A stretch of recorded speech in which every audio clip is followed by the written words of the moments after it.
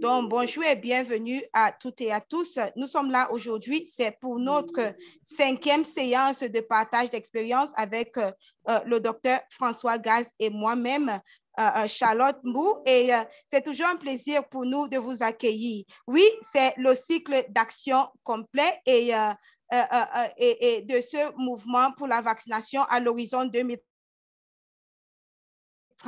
Et si vous étiez là hier, nous avons commencé le premier exercice du mouvement IR 2030 qui est l'analyse de situation. Donc, l'analyse de situation, l'objectif de cet exercice, c'est de vous aider à prendre des meilleures décisions et à mieux faire face à votre défi le plus difficile ou bien le plus important dans votre contexte. Et juste peut-être un petit rappel du calendrier.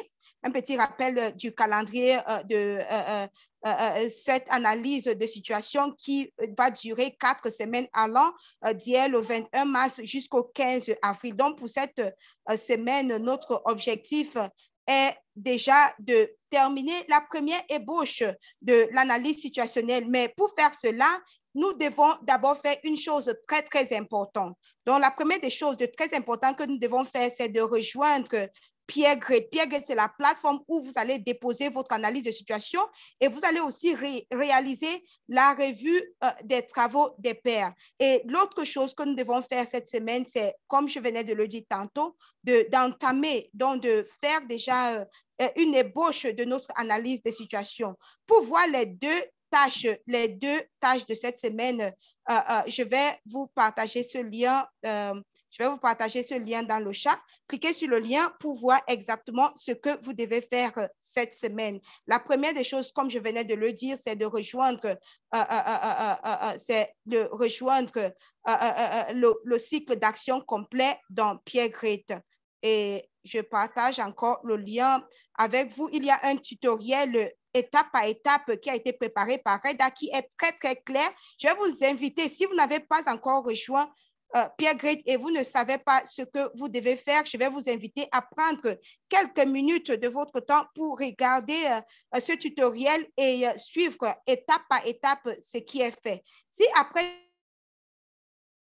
cela, vous avez encore des difficultés, vous pouvez rejoindre la séance de soutien technique demain à 12 heures de Genève et nous serons là pour vous accompagner et vous apporter le soutien dont vous avez besoin. Maintenant, il est aussi important pour vous, si vous voulez bien démarrer l'analyse de situation, je vous encourage de regarder aussi cette vidéo qui explique ce qui est attendu de vous par rapport à l'analyse de situation. Je partage aussi le lien dans le chat. Tous ces liens-là, vous pouvez les copier et les sauvegarder quelque part, même dans un document Word. Comme ça, à chaque fois, vous pouvez vous y référer pour trouver un peu quelques consignes très, très importantes qui vont vous permettre de bien élaborer votre analyse de situation. Autre chose, c'est, tout à l'heure, j'ai posé la question à savoir, est-ce que vous avez déjà téléchargé les 2 documents clés pour l'analyse de situation, c'est-à-dire la grille Kitterier et le modèle Word. Donc, plusieurs personnes ont répondu non. Donc, si vous ne l'avez pas encore fait, c'est disponible dans votre tableau de bord sur learning.foundation. Mais tout à l'heure, je vais aussi les partager ici dans le chat. Comme ça, vous pouvez les télécharger directement. Comme ça, d'ici la fin de la séance d'aujourd'hui, vous aurez téléchargé ces 2 documents qui sont indispensables pour vous dans la réalisation de votre analyse de situation. Ça permet, la grille Kitterier, c'est comme votre boussole et le modèle, c'est en Word, c'est dans ce document que vous allez remplir et que vous allez déposer comme votre analyse de situation. Donc, j'ai beaucoup parlé et je suis contente de voir que le docteur François Gaz est ici avec nous comme d'habitude. Donc, avant que je me retourne vers vous pour que vous puissiez partager avec nous votre situation, la situation qui prévaut dans votre contexte, je vais inviter François à nous dire, lorsqu'on parle de l'analyse de situation, de quoi s'agit-il? Bonjour à tous et à toutes, où que vous soyez, et bonjour Charlotte, et ravi d'être là avec vous pour cette session. Donc, en fait, quand on fait une analyse de situation, c'est pour savoir si tout va bien ou tout va pas très bien ou tout va mal. Et parmi ce qui va mal, quelle est la chose qui va vraiment pas bien et qui a un impact sur les objectifs que vous avez, que ce soit de surveillance ou que ce soit de couverture vaccinale.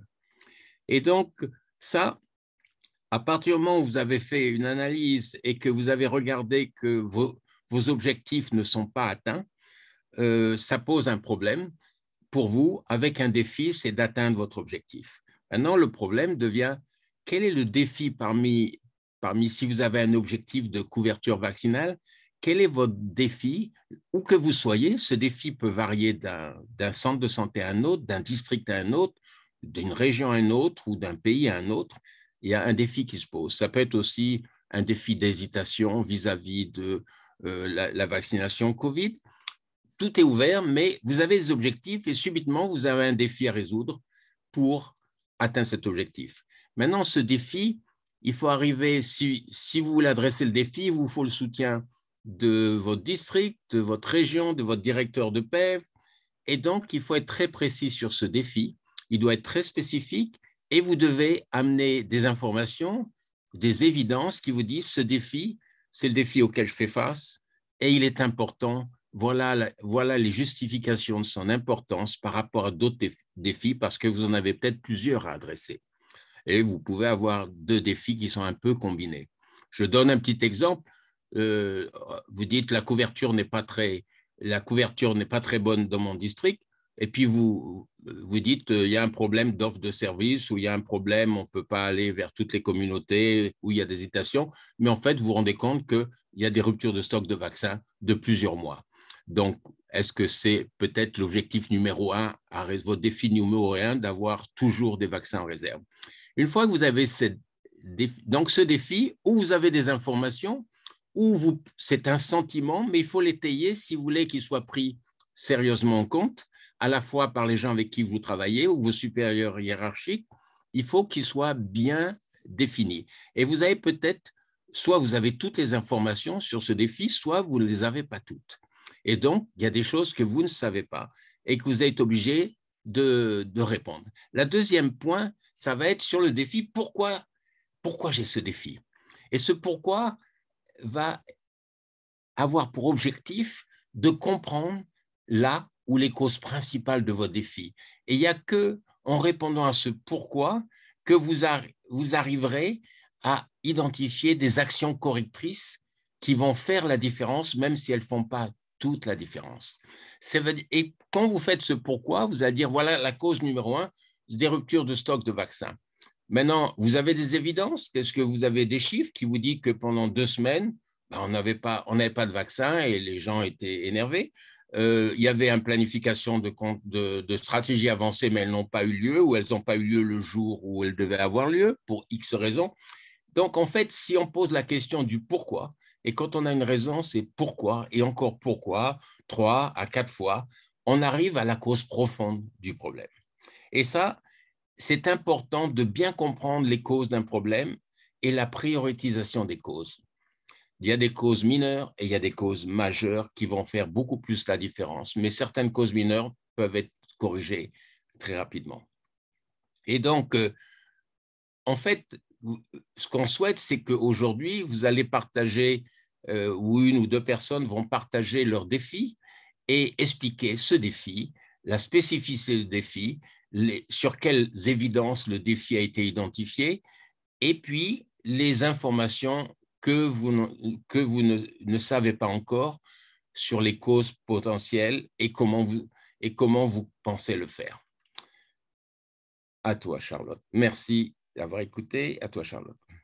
Merci beaucoup, François. Et je vois déjà une main levée.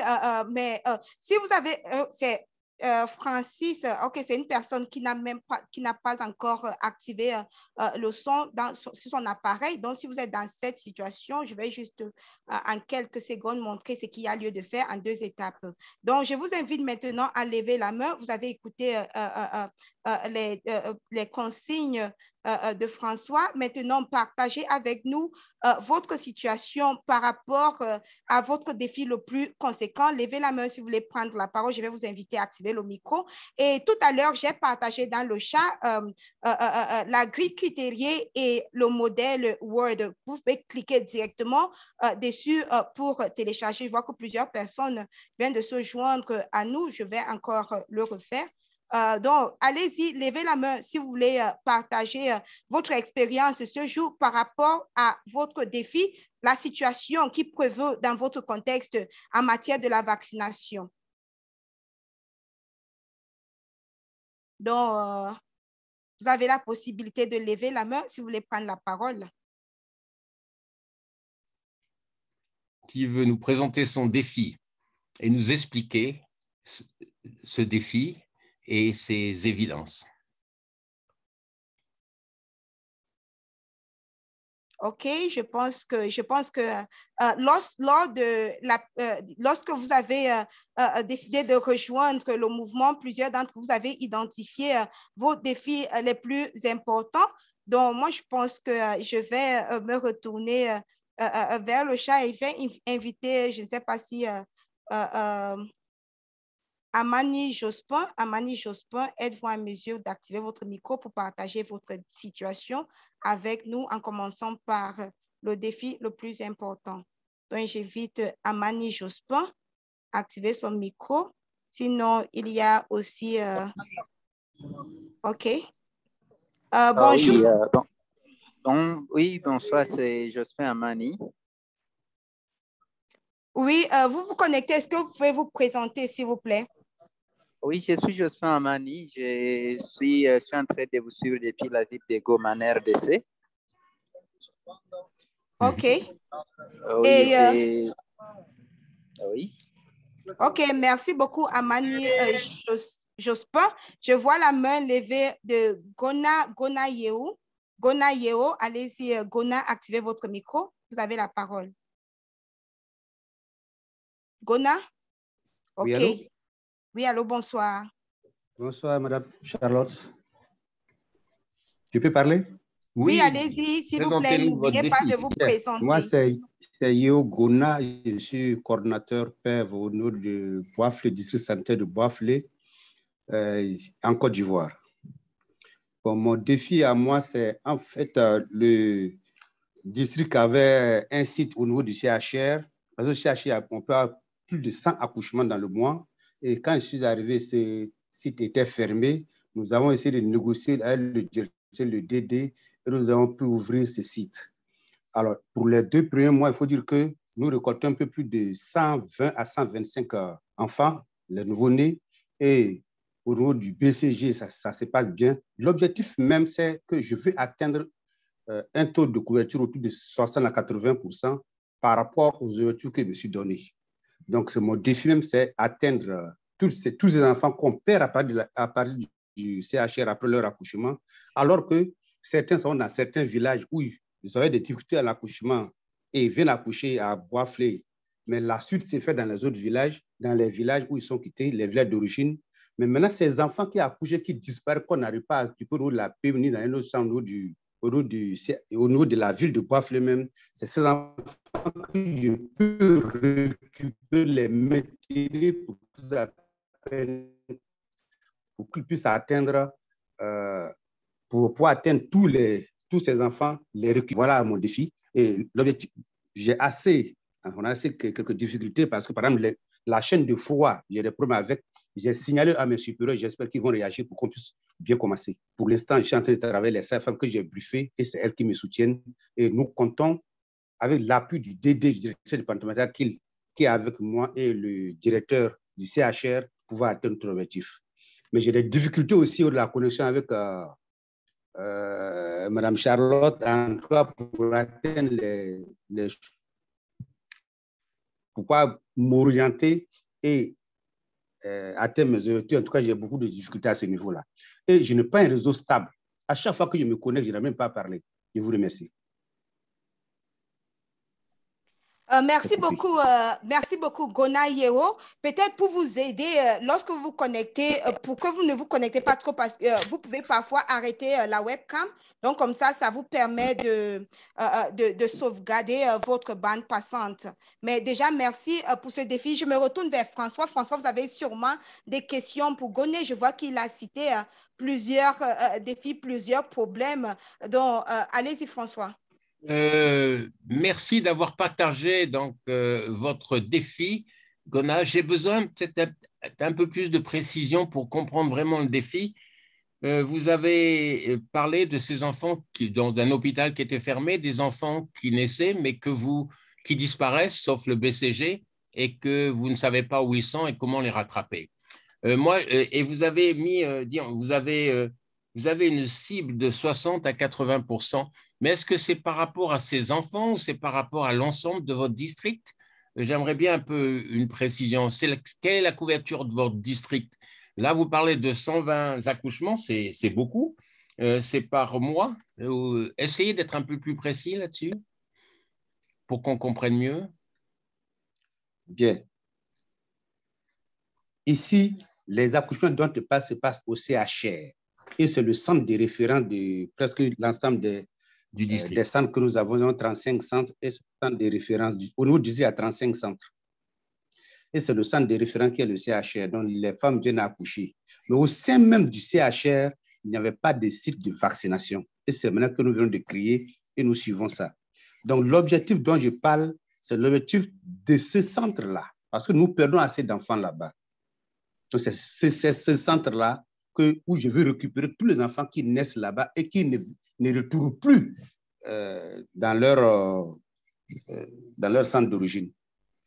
Mais est-ce que vous êtes, simplement pour mieux comprendre le défi, c'est très bien, vous avez déjà fait une correction importante en ouvrant un site de vaccination ou des centres.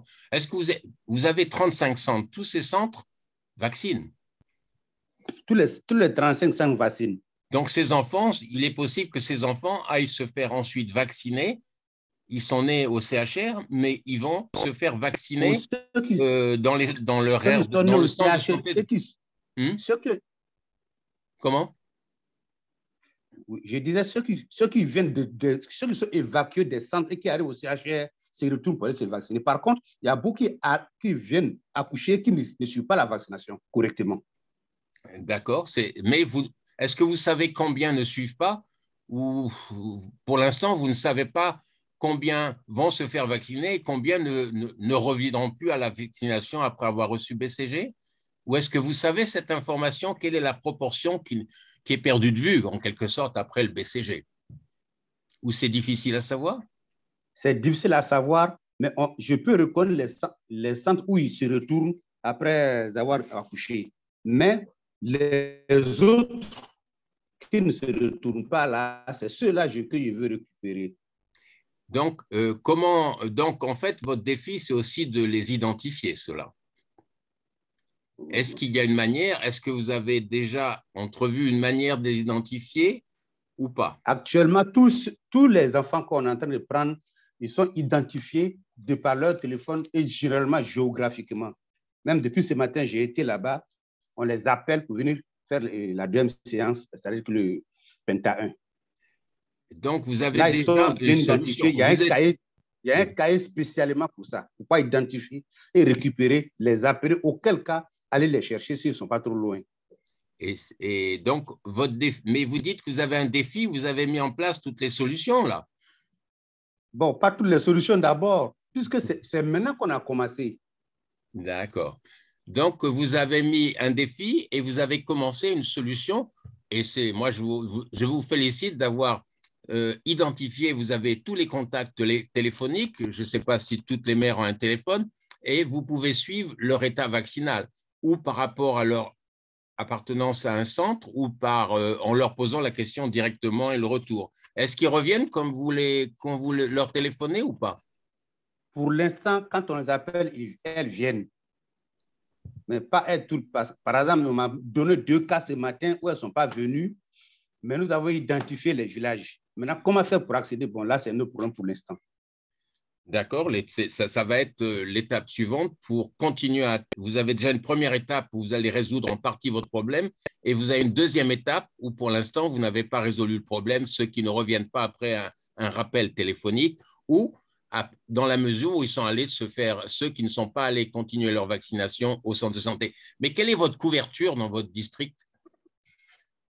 Dans le district, dans l'ensemble… En Penta 1 ou en Penta 3? En Penta 3, on est à 90%. Donc, vous recherchez 10% des enfants. Actuellement, bon, ça, c'est au niveau du district. Mais de manière spécifique, ce qui m'intéresse, c'est le CHR. Dans l'ensemble du district, ça, ensemble, on met des stratégies avec le DD pour avancer. Mais spécialement, comme le CHR était fermé, qu'on vient d'ouvrir maintenant, donc c'est là qu'il se trouve que je m'oriente d'abord dans un premier temps. Les autres, on va essayer de les aider. D'accord, mais ça veut dire qu'en fait, votre objectif vraiment avec ce défi, c'est d'avoir la garantie que tous les enfants accouchés sont rattrapés et ont fait leur Penta 3. C'est ça votre défi? C'est ça le problème. D'accord, ben, ça devient beaucoup plus clair de connaître la couverture, de savoir que c'est l'hôpital, c'est les enfants à l'hôpital dont vous voulez être absolument sûr. Vous avez une information de 2 enfants qui ne sont pas revenus. Vous avez peut-être besoin d'autres informations pour mieux comprendre la vraie taille du problème. C'est ça. Et vous avez besoin d'informations ou de solutions pour peut-être aller rechercher activement et vacciner ceux qui ont été perdus de vue, tout en sachant que vous êtes déjà à 90% dans votre district de couverture. Oui, mais l'objectif est 95%. Donc, nous n'avons pas encore atteint l'objectif au niveau national.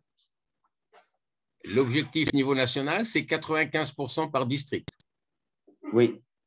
D'accord. Et vous pensez que les 5% qui manquent, c'est essentiellement le problème dans ceux qui accouchent à l'hôpital et qu'on n'arrive pas à suivre? Vous pensez que c'est ça? Pas essentiellement, mais en grande partie. D'accord.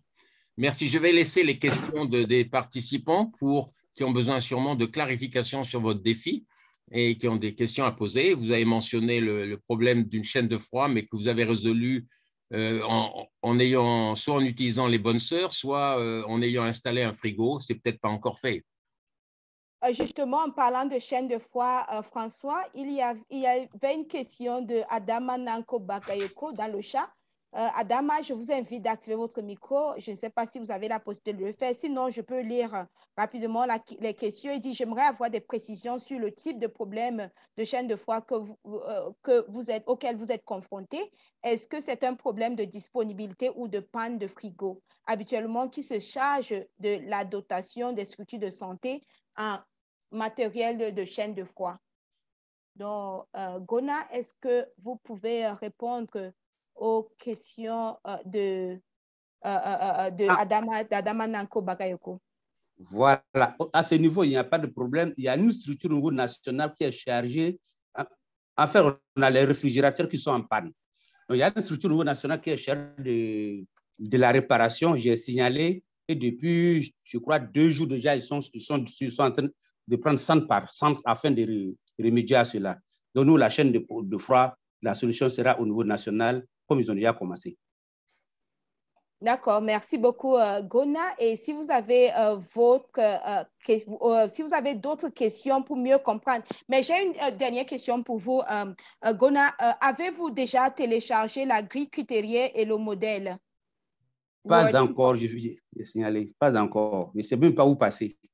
OK, donc je vais partager ces 2 documents dans le chat maintenant. Si vous pouvez cliquer dessus pour les télécharger, parce que c'est important pour vous. Si vous ne les avez pas, ça serait difficile pour vous de rédiger votre analyse de situation. Donc, je viens de partager la grille critérielle qui va vous montrer étape par étape comment vous devez rédiger votre analyse de situation. Ma dernière question, je partage les documents directement dans le chat. Cliquez dessus pour les télécharger. Je viens de le faire encore.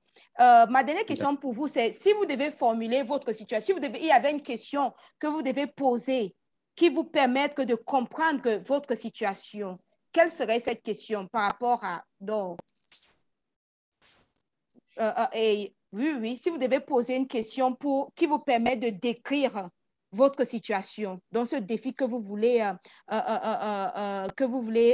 relever, que serait cette question? Donc, c'est peut-être une question de réflexion pour vous, mais si vous pouvez répondre maintenant, ça serait aussi bien.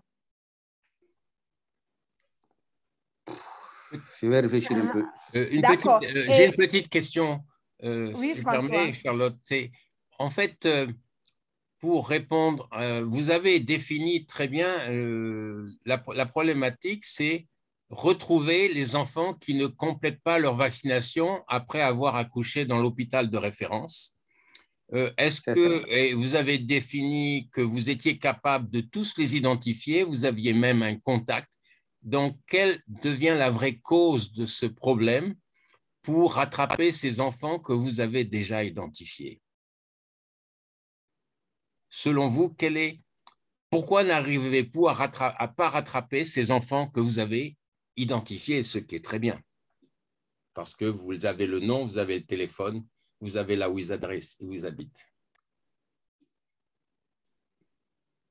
Quelle information vous avez besoin?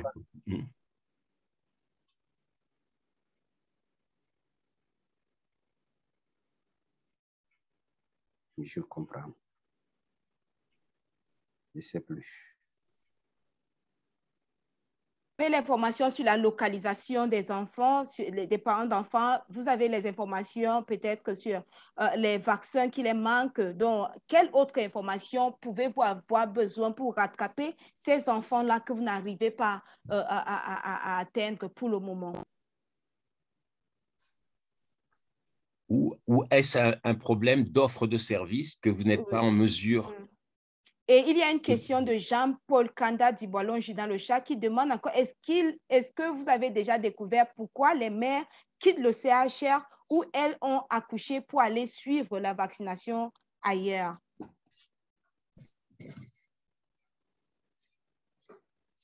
Donc, je ne sais pas si Gona, vous êtes encore là. Allô? Oui. On t'écoute. Oui. Bon, en fait, le son s'entrecoupe, mais la dernière question que j'ai pu écouter, je n'ai pas dit que les femmes quittent le CHR pour aller faire sur leur vaccination ailleurs. J'ai dit qu'il y a deux situations au CHR. Quand les enfants sont évacués, les femmes sont évacuées des autres centres, elles retournent. Mais le problème au niveau, c'est au niveau de la ville elle-même.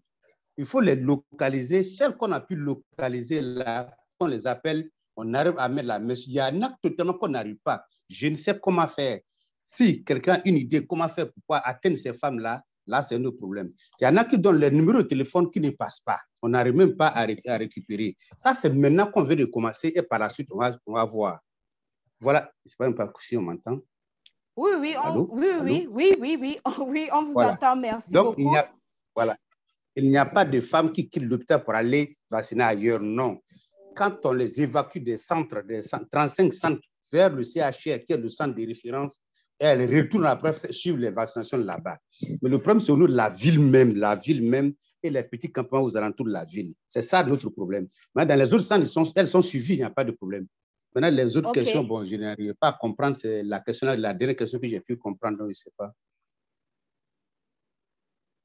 OK, d'accord. Merci beaucoup, Gona Yehou, et pour ces réponses. Donc, on constate que le véritable problème, c'est les femmes, les mères d'enfants qui sont aux alentours du CHR, donc au niveau de la ville, les campements autour. Mais pour les autres qui sont dans les villages, eux, ils rentrent dans leurs différents centres de vaccination sans problème. C'est ça. Et malgré le fait que vous avez les contacts téléphoniques, parfois les numéros ne passent pas. Donc, maintenant, vous cherchez à savoir comment atteindre cela. C'est ça, madame. Merci. OK. Une petite question complémentaire. Oui, dans la ville où vous êtes, est-ce qu'il y a des agents communautaires dans chaque quartier ou simplement un centre de santé de référence par quartier, puisque vous avez mentionné 35 centres de santé dans la ville? Est-ce que dans ces centres de santé, est-ce qu'ils travaillent avec des agents communautaires dans les quartiers? Bien. Les 35 centres ne sont pas dans la ville. Les 35 centres, ça, c'est le district de manière générale. D'accord. Maintenant, au niveau des agents, les agents communautaires de la ville, en tout cas, franchement, il n'y en a pas. Je n'en ai pas à ma connaissance. D'accord. Donc, ça donne une information complémentaire qui fait que vous n'avez pas de système encore pour essayer de suivre ces enfants et savoir lesquels sont vaccinés et lesquels sont perdus de vue ou ne reviennent pas. Et il y a une question importante, c'est quelles sont les causes, pourquoi ces mères ne reviennent pas. Et il y a une information sur est-ce qu'elles vont en CPN, ces mères? Est-ce qu'il y a une sensibilisation qui est faite ou pas? Donc ça, c'est des bonnes questions pour compléter votre analyse de situation et qui présentent des opportunités pour essayer de résoudre votre défi qui est très clair. OK. Oui, merci beaucoup François et merci Gona. Vous voyez que nous sommes, les 30 minutes pour la séance de partage d'expérience sont déjà écoulées et vous connaissez que nous avons une question qu'on vous pose lorsque nous avons déjà atteint 30 minutes parce que nous respectons votre temps et nous posons la question à savoir est-ce que vous voulez qu'on aborde une autre analyse de situation maintenant? Si vous le voulez, s'il vous plaît, saisissez encore dans le chat, comme d'habitude. Et je vois que certains connaissent déjà merci. Donc, c'est les oui, c'est les encore oui ou encore, ça va toujours, OK. Merci. Maintenant, je vais poser la question à François parce que c'est que François aussi, il a souvent un emploi du temps chargé. Merci Charlotte, je suis prêt à continuer, mais je vois 2 ou 3 mains levées. Est-ce qu'elles sont toujours levées? Et il y a peut-être un commentaire important pour aider cette analyse de situation avec des questions très claires. Oui, d'accord. Donc, il y a 2 mains levées et merci François. Moi aussi, on peut aller jusqu'à 45 parce qu'après cela, nous devons ouvrir la salle pour la séance avec les anglophones. Donc, je vais maintenant inviter Ouseni Belem. Ouseni Belem, êtes-vous en mesure d'activer votre micro? Ouseni Belem, OK, allez-y, vous avez la parole et n'oubliez pas de vous présenter.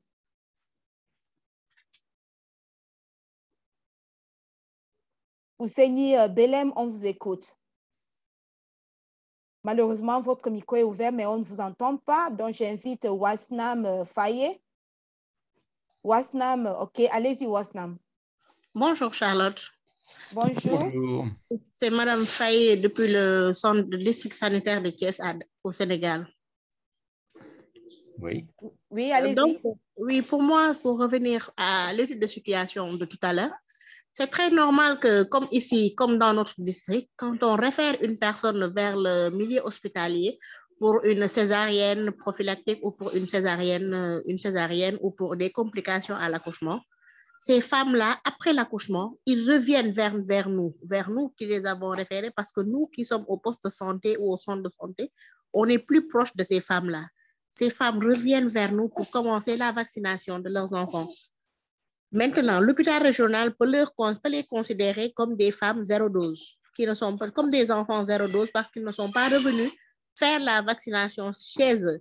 Mais ces enfants-là, en revenant au niveau du poste de santé, nous qui les avions référés, on va de nouveau vers ces femmes-là et on essaie de les ramener au niveau du poste de santé pour qu'elles puissent suivre leur vaccination correctement.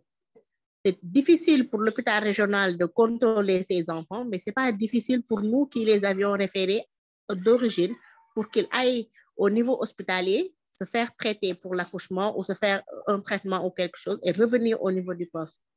Donc, c'est pour un peu rejoindre la question de François pour savoir comment faire pour retrouver ces femmes. Parce que retrouver ces femmes-là pour le niveau régional, c'est très difficile. Mais pour le niveau communautaire, non, ce n'est pas difficile parce que nous les avions référés avant. Donc, ces femmes-là, ces mères gardiennes, normalement, quand elles reviennent au niveau de leur maison, au niveau de leur concession, le poste de santé qui est le plus proche, donc elles reviennent vers nous pour se faire vacciner. D'accord. Merci beaucoup, Wasnam. Et peut-être que ça nous amène à poser une question à Gona Yehou, à savoir, à part le CHR, donc, parce qu'il a parlé de la ville et aux alentours, donc à part le CHR, il n'y a-t-il pas d'autres formations sanitaires qui vaccinent, qui ne sont pas de référence, comme le CHR autour où les mamans peuvent aller ou bien sont susceptibles d'aller. Donc, je ne sais pas si Gona, parce que cela rejoint peut-être une question de Mataba. C'est le problème réel des enfants nés dans les centres hospitaliers où il n'y a pas un centre de vaccination fixe. Donc, je propose, comme nous sommes dans un cadre d'analyse de situation et il y a déjà des pistes de solutions, mais peut-être qu'on pose des questions. Donc, on va dire, y a-t-il possibilité de renvoyer les listes des nouveau-nés à chaque aire de santé qui, à son tour, doit remettre cette liste au relais communautaire qui recherche des mamans pour les orienter vers le centre de vaccination.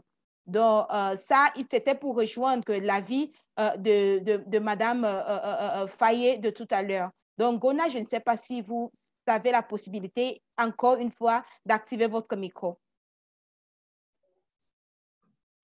Oui, allô? Oui, allez-y, s'il vous plaît. Oui, il existe des centres de santé dans la ville. Il y en a 3 centres qui vaccinent. Il y a la PMI, la prévention maternelle et infantile qui vaccine. Il y a un autre centre que nous appelons le centre de santé urbain de Djoulabougou qui est au quartier général là-bas où il y a beaucoup de monde, beaucoup de Djoula. Et il y a un autre centre qu'on appelle d'État. Donc, il y a 3 centres au niveau de la ville. Mais la ville est aussi grande. La ville est aussi grande. Merci. OK. D'accord.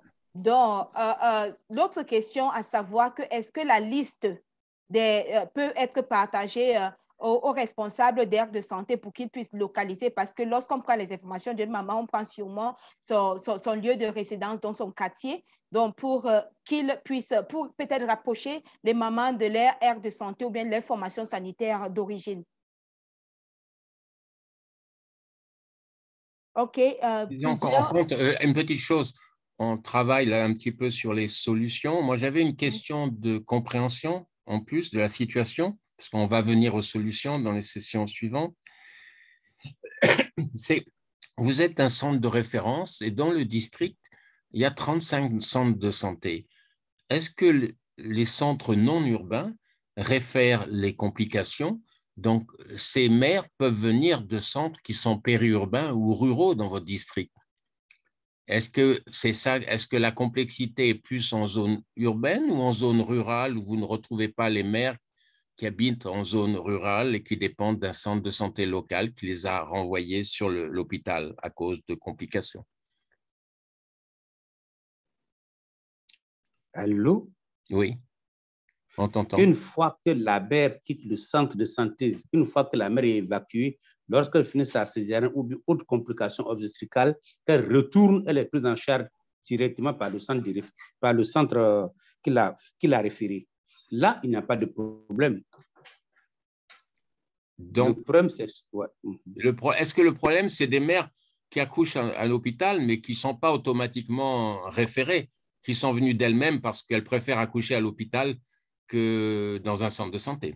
Justement, c'est de ces mères-là qu'il s'agit. Il ne s'agit pas des mères qu'on a référées. Il y a un système de référence chez nous qui fait que quand une personne est référée, on peut retrouver à tout moment d'où elle vient, d'où elle est restée, on peut retrouver. Le centre, il y a des personnes qui sont chargées de référence et contre-référence qu'on remet à la femme ou qu'on transmet au district pour distribuer aux différents centres de santé. Et ces contre-références sont très bien claires, très bien, le circuit est bien établi. Mais c'est les femmes qui viennent d'elles-mêmes. OK. Très bien, c'est une précision qui est importante de vos défis. Plus on est précis, plus on a une chance de définir les causes avec quelques petites analyses, recherches et trouver une solution. Merci beaucoup. C'est moi qui vous remercie. OK. Merci François, merci Gona. Plusieurs mains levées. J'invite Gabriel Gambe-Kanjo. Il nous reste à peu près 16 minutes, donc allez-y Gabriel. OK, vous avez la parole. Et n'oubliez pas de vous présenter, s'il vous plaît. Oui, merci Charlotte, merci beaucoup à tous les participants. Je m'appelle Gabriel Ngabekanjo, je suis infirmier chargé de sensibilisation en PEV. Je réside au sud Kivu, à l'est du pays, précisément en territoire de Fizi. Je vais présenter mon défi. Mon défi majeur est que suite à l'insécurité, nous avons des enfants perdus qui ont été dans le programme et qui sont perdus de vie. Et souvent, il nous est difficile de rattraper ces enfants. Mais ce que nous connaissons est que ces enfants sont vivants et ils sont dans la nature. Et parfois, ils peuvent se déplacer suite à l'insécurité de la guerre. Ils peuvent se déplacer dans des différentes provinces, d'où nous avons maintenant des problèmes très majeurs pour les retrouver ou pour les rattraper. Je ne sais pas si dans notre forum, quelqu'un peut m'aider avec une stratégie à appliquer pour retrouver ces enfants, surtout en cas de guerre ou en cas de sécurité. Merci, Charlotte. OK, merci beaucoup, Gabriel Ngambe Kanjo. Ça, c'est un défi dont plusieurs personnes font face, mais j'aimerais d'abord, souvenez-vous, l'exercice, c'est l'analyse de situation. Donc, pour le moment, on ne va pas rechercher les solutions des autres. On veut que d'abord, vous compreniez bien votre situation. Donc, avez-vous une idée sur le nombre d'enfants, sur la cible? Et quel est l'impact de ces enfants perdus de vue sur la couverture vaccinale? Donc, voilà d'abord les deux premières questions que j'ai pour vous avant de me retourner vers François. Non, c'est des... Vas-y. Vas-y. Oui, merci. Les enfants qui sont perdus peuvent atteindre 6%. Et les conséquences est qu'il nous est maintenant difficile pour les cas de rougeole. Parce que vous trouvez beaucoup d'enfants n'ont pas été vaccinés et peuvent entrer dans des communautés. Et de temps en temps, nous retrouvons toujours des cas de rougeole chaque année, chaque mois, presque chaque 6 mois. Une petite question là-dessus. Disons que si vraiment la couverture, c'est une couverture rapportée, les 90%. Et il faut savoir que 90%, ça veut dire que s'il y a 15%, qu'en fait, on a à peu près 80% d'enfants protégés parce que la vaccination, une dose de rougeole, ne protège pas tous les enfants. Donc, vous avez 10 plus 10, hein, donc vous avez 20 ou 25% d'enfants. Maintenant, est-ce que vous avez une deuxième dose ou vous n'avez pas de deuxième dose dans votre programme? Dans notre programme, nous avons une deuxième dose. Et quelle est la couverture de cette deuxième dose? Très minime. Voilà. Donc, je vous vois sourire là. Donc, vous voyez que au lieu de couvrir les enfants vaccinés une fois mal protégés, ils s'accumulent avec ceux qui ne sont pas vaccinés. Donc, vous avez 20% d'enfants qui vont être à risque. Et si la rougeole est la maladie de la vaccination la plus contagieuse, et il n'y a qu'avec 95% de couverture vaccinale qu'on arrive à contrôler ces épidémies. Et est-ce que ces épidémies sont vraiment partout ou est-ce qu'elles sont ciblées? Parce que votre problème, c'est ce défi, c'est que les enfants non vaccinés ou vaccinés pas protégés créent une cohorte susceptible qui devient un risque de créer une épidémie de rougeole. Mais est-ce que c'est partout dans vous êtes dans un district ou vous êtes dans un centre de santé? Dans un district. Est-ce que ça touche tous les parties du district ou certaines parties et ça tourne? Bon, particulièrement, ça touche une certaine partie du district, surtout particulièrement là où il y a de l'insécurité, là où il y a des forces négatives. Donc là, vous avez un début de focalisation de là où est le problème de ces enfants non vaccinés et peut-être dans ces parties du district, la couverture n'est que de 40%. Donc, vous avez l'accumulation de beaucoup plus de susceptibles et je crois que là, vous décrivez bien la situation. Est-ce que vous êtes sûr que c'est des cas de rougeole ou est-ce que vous avez validé que c'est des cas de rougeole? Oui. D'accord. Ce sont des cas de rougeole. D'accord. Donc, en fait, votre problème, c'est d'essayer d'avoir votre défi, une couverture uniforme, y compris surtout dans les zones qui sont mal vaccinées de votre district et pour des raisons, et de comprendre les raisons pour lesquelles elles sont mal vaccinées, les causes. Et si la cause profonde est identifiée, peut-être vous avez un début de solution. Vous avez aussi un problème qui est la faible couverture. Votre défi, c'est la faible couverture en rougeole, la deuxième dose. Donc là, pourquoi la couverture en deuxième dose est faible? Donc, il y a peut-être à repeaufiner votre analyse de situation sur les causes profondes de l'épidémie de rougeole qui apparaît de temps en temps. Je ne comprends pas bien la question. Alors, ce que je veux dire, c'est que finalement, vous avez soulevé le problème que votre couverture vaccinale en deuxième dose de rougeole est très basse. Ça veut dire que vous avez plus de susceptibles dans certaines zones pour des raisons d'insécurité. Et donc, votre défi, c'est d'essayer d'atteindre ces enfants dans des zones où il y a des problèmes particuliers pour avoir une couverture avec la première dose. Et votre défi général, c'est augmenter la couverture en deuxième dose. Justement. Ouais. OK. Merci beaucoup, François, et merci beaucoup, Gabriel, pour votre partage. Et malheureusement, nous devons nous séparer maintenant. Mais d'abord, je voulais rappeler que si vous n'avez pas encore téléchargé cette grille critérielle pour l'analyse de situation, je viens de partager le document. Vous pouvez télécharger, cliquer sur le document que je viens de partager dans le chat. Et comme ça, vous allez télécharger ainsi que le modèle Word. Ça, c'est comme votre boussole qui va vous permettre de bien remplir étape par étape la grille, le modèle Word et votre analyse de situation. Mais ça va aussi vous permettre que lors de la revue par les pairs, de bien aider les pairs à améliorer la qualité de leur analyse de situation. Aussi, si vous avez des soucis techniques, vous n'avez pas encore rejoint Pierre Grit et vous ne savez pas comment le faire, je viens de partager le lien dans le chat. Je vous donne rendez-vous demain à 12h de Genève pour notre séance de support technique. Comme ça, on va ensemble voir comment rejoindre Pierre Grit et le moment venu, comment vous pouvez déposer votre analyse de situation. Donc, une fois de plus, merci beaucoup François. Merci à Gona Yehou et aussi à Gabriel pour le partage d'expérience aujourd'hui. Et j'espère que jeudi, on serait encore là ensemble pour une autre